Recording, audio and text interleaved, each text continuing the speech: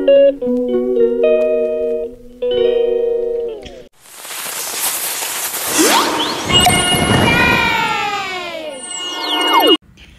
guys, good morning and happy Diwali everyone. So अहिले चाहिँ म चाहिँ दिदीको रुममा जाँदैछु सामान लिएर. किन जाँदैछु भन्दाखेरि यो पुरा ब्लग हेर्नुस्. अनि आज चाहिँ छ दिवालीको दिन है, लक्ष्मी पूजा. अनि आज पनि म चाहिँ मेरो चाहिँ डे अफ लिएर म चाहिँ दिदीको तर्फ जाँदैछु. अनि आज हामी साथीभाइहरू बसेर कुछ प्लान गरेको छौँ हैन, डे अफ लिएको छु मैले. अनि तपाईलाई ब्लग देखाउँदै सानो मिठो ब्लग गर्ने कोसिस गरेको छु गाइस. So stay tune. अनि मेरोबाट के गल्ती भएछ भने माफ पाऊ. एन्ड सबैजनालाई दिवालीको धेरै धेरै धेरै हार्दिक शुभकामना दिँदै आजको let's start the blog guys.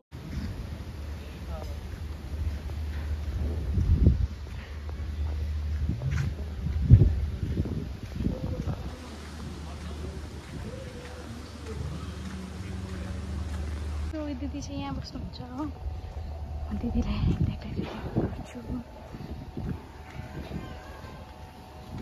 आज चाहिँ यस्तो ब्लग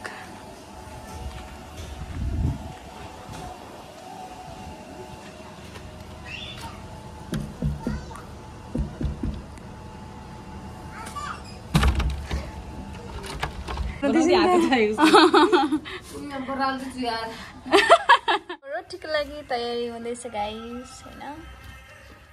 सेलरोटीको लागि हेर्नु सक्नुहुन्छ. के त भन्नु के भन्नु अयमा रोटी बनाउने भनेको अब आउने हो कि होइन है. खासै त आउँदैन हामीलाई, तर पनि रहर मात्रै. हेर्नुस् अहिले तपाईलाई देखाउँछु गाइस. कसले रोटी बनाएछ भने देखाउँछौँ, नै भने त देखाउँदैन ल. आएको छ हैन, उसको काम छैन काज छैन. भक्कर सुतेर उठे अनि एक थाल भात खाए. अब चाहिँ ड्युटी जाने रे, अनि सुत्ने रे. उसको चाहिँ काम केही छैन, साँच्चै भन्ने नि केही काम छैन. एउटीलाई चाहिँ मैले आज काम लगाइदिरहेको छु, लसुन अनि अदुवा प्याज छिल्नको लागि. म चाहिँ ब्लग बनाउँदै बस्दिँदै भिडियो बनाइदिँदै. मैले चाहिँ भित्र आलु बसालिरहेको छु है ग्यासमा. म देखाइदिन्छु ल. हेर्नु, मैले चाहिँ अचार बनाउनको लागि चाहिँ आलु बसालिरहेको छु. सेलरोटी बनाउनको लागि चाहिँ चामलको पिठो भिजाइराखेको छु मैले. हाम्रो चाहिँ यो भात बनाउने कुकर है चाहिँ ठुलो छ. प्याज छिल्दैछु अनि यसमा अब ट्राई गर्ने अदुवा काटेर.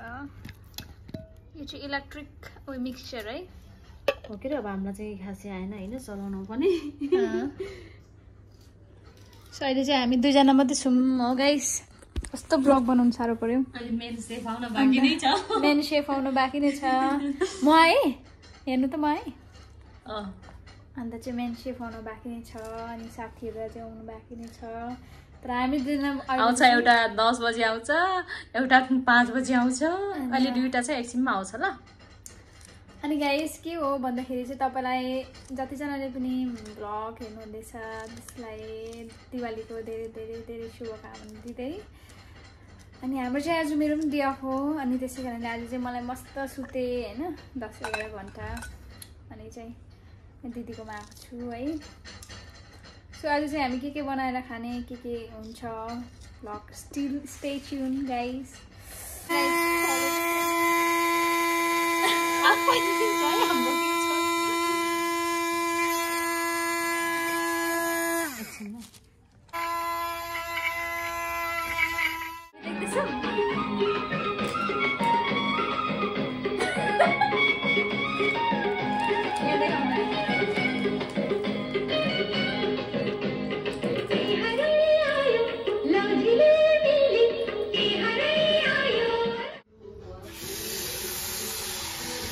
चाहिँ रोटी चाहिँ यस्तै छ. उता राखेको या तपाईँलाई कस्तो फिल हुँदैछ भनिदिनुहोस्. मलाई चाहिँ तिहार आए जस्तै लागिरहेको छ है। के गर्नु, फ्यामिलीबाट टाढा भए पनि फेरि पनि साथीहरू मिलेर रमाइलो गरौँ भनेर हामी चाहिँ रोटी बनाउन थालेको हो। तर खासै राम्रो भएको त छैन है। नेपालको स्पेसल रोटी मैले चाहिँ कहिले खाएको छुइनँ होइन, नेपालको हो, म चाहिँ इन्डियाको हो नि त। सो दिदी चाहिँ नेपालबाट हुनुहुन्छ होइन। हाम्रोतिर त यस्तो हुन्छ क्या, 3-4 राउन्ड यसरी हुन्छ नि, मार्छ।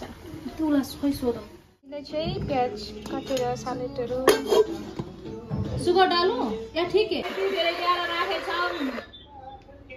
हेर्नुहोस् गाइस, हाम्रो चाहिँ रोटी रेडी भइसक्यो। पपकर्न पनि लिएर आएको छ, यति बेसी पपकर्न छ। दुईटा मान्छे किन उ गर्ने?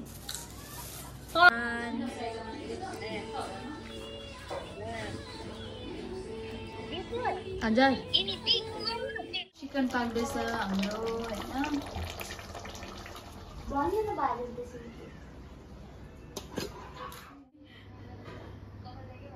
सो हामी चाहिँ अचार बनाउँदैछौँ गाइस। म चाहिँ आउँदैन ल, के लाउनुपर्छ भन्नु है। प्याज हाले हैन के अचार अझै यसमा आउँछ यो तड्का, यो मसला, लेमन। सो अहिले फाइनली तपाईँलाई सबै कुरा देखाउँछु गाइस। त्यो खुर्सानी दिनु मलाई, खुर्सानी दिनु। सो गाइस हाम्रो तड्का आयो।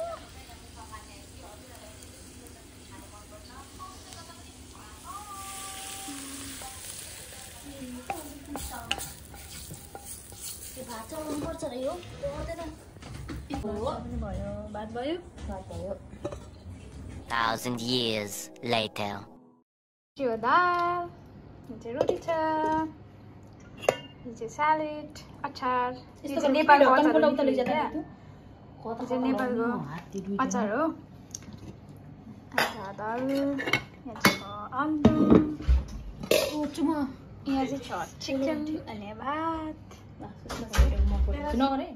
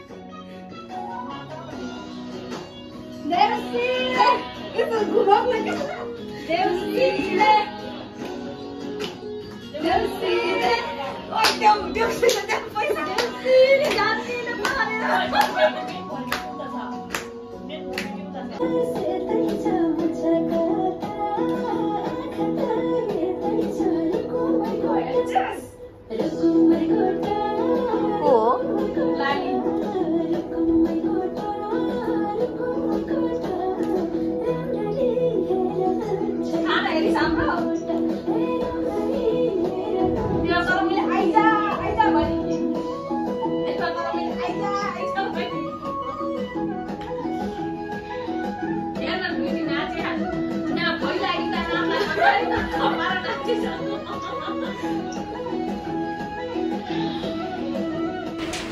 thank you so much guys for watching our vlog and हामी चाहिँ घर जाँदैछौँ अन्तखेरि चाहिँ हेर्नुहोस् बाहिर चाहिँ कस्तो हुरी बतास आइरहेको छ अन्तखेरि don't forget to subscribe my channel and see you my next mini vlog. Bye guys and take care.